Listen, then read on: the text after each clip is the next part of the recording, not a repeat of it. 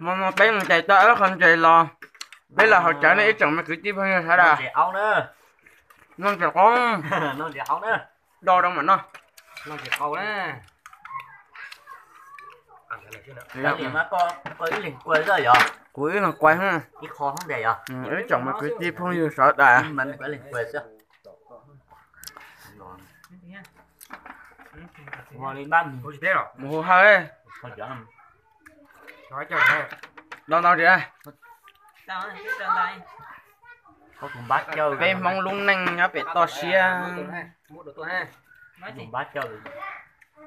Quên nó họ tại sư cho con nó cắt sắp tới nó cho nó này thôi chứ. Thôi chứ cho mình nè. Có tiền gì muốn nó đặt sẵn. Thôi chứ. Món nào mà cắt sắp tới nữa, hồi chứ thì trong tay tao tụi lót cho này, ví chồng cứ tí sao đây. Lót sao hết của tao luôn á. Cho nó mà cháu là mà. cháu rồi cháu kính một vài cái này. Trời ơi, bén hả? Ô nó.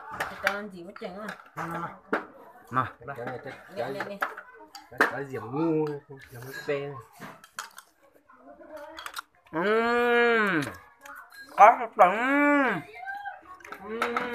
Chặt cắt sao ủ nha.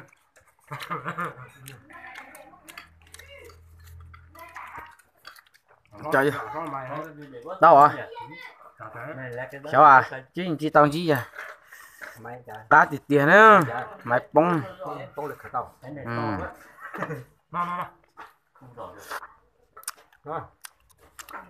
Cá sắp tới thì vậy đường đường tê chơi thì cá chả. Đặc sản nhớ của chết hả? Mình nhìn nó chết hơn cái chọn mà cứ tiếp phóng như sợ đậm thì rất tuổi rồi. Quản trẻ nó là có toàn thái chết nó nha. Chị cô lòn sẵn tao thế hả? Đùa, nhưng phần ta được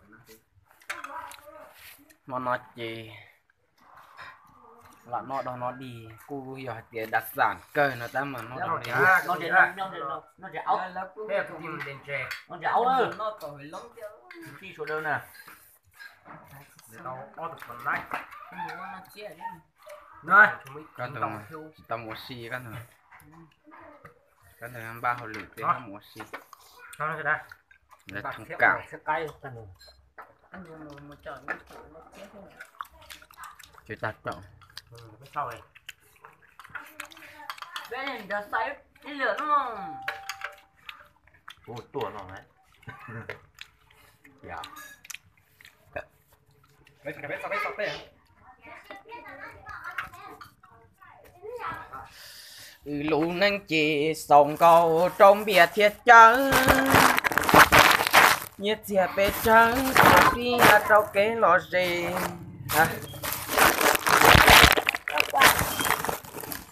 chỉ kể lũ nâng một là hơi chính giò lo chế địa chỉ sự ê nên nó cầm tao ý kê đi à đi đó đi ra đây ngoài ra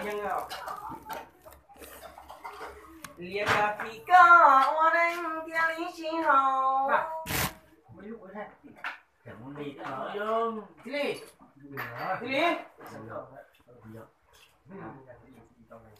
Chanh. nó chết à cái phần nò này. đi chú rồi tới tôi cho nó tao Đó cơ.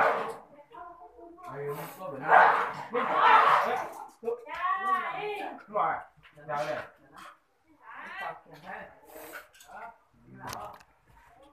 Vào. Nào.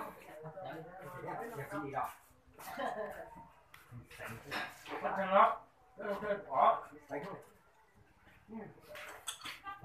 Dạ, lứa bật tí, tao cái gì đó tại để tìm cho nó đỡ nữa. để điện cho lúc đã có ít cá chai đấy này rồi Nó đọc con này. Đó. Nếu bạn không đâu nữa. Thôi nhớ không này. do là mỗi từ vui cái gì đi Nè nói thì là nó sao cũng chỉ khơi kìa đó là sao? Đi tưởng đi đâu. Đi à. Ừ. chỗ đón nó sao Chứ còn vô khứ vô này vô khứ vô đó à. đây là chúng on ở bên đó cái gì cả hôi rồi đó Này Ngỏ. Các gọi. đã nói tại Không, còn nó đi học. không. Đó là có năm anh đi đâu gì đấy. Đây là đây, phải dùng đây. Chỉ là cái vật nó đi làm. cái đồ Nó có đấy. to gì đấy Chỉ có lò đó, lò là gì đây? Nó đặt đà đấy. giữa sau đó thì nhập con khăn toàn xích à Nó thì lò chỉ đón nó Nó từ thế nào? cạo lên. chỉ chẳng này cũ rồi à nhớ nó này Nó thọt rồi, nó gì không có lỗ luôn phải không? Con lú lẹ. mà thì vũ rồi. đi sớm ok này Nó trên mặt cho mà hai mặt tròn mà hai mặt cho mà. Lên. Ngon. Đó. sớm ok này Anh đây mà. sớm giờ lọ nó thì nghe nó Mà em không biết đường anh chắc mai thì Tết đường chắc không đi đâu được anh ơi. Mai Tết rồi mà anh không cảm. Mai nha.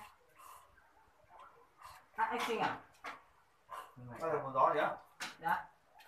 Con này nó cả tổ đi rồi nó. Anh để xem mai nhé, qua chuẩn bị qua nhà mai Tết rồi để xem với hẳn căn hồi Tết trời mùng 3 ra Tết tối thì mai em có định đi qua nha. đấy chỉ thế nào mà cả vòng hai mà tổn cao đấy là giờ thì cái gì mà thôi đấy phải không Mà có con nó cái nỏ con thế. Đây đi tàu thuyền thì này rồi. ôi cũng chỉ cần nữa chứ nào đây có gì ăn thì cái này cũng như mua Cái gì nó mà phải chỉ không nhớ thằng nào lên cho mà có thể mà. Nó ăn cũng đến chỉ có thể. chỉ cần nữa chứ Ô lại cuối này. Đó thế hả? Bác. Hôm nay cô đi con hành thế xong rồi bảo đẹp đẹp mà có gì mà nó mua mà mình có hành thế mình thì nó cái nó chỉ có cần nó chứ Dép nào đấy rồi? nó Dép là đen nào? nó này anh biết rồi đó. nó bảo rồi Đâu, nó là ra.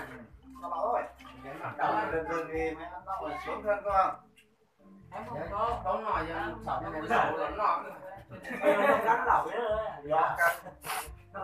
Để. Ta cần đi lộn đeo cái của gió này là ta rồi của gì cho mà.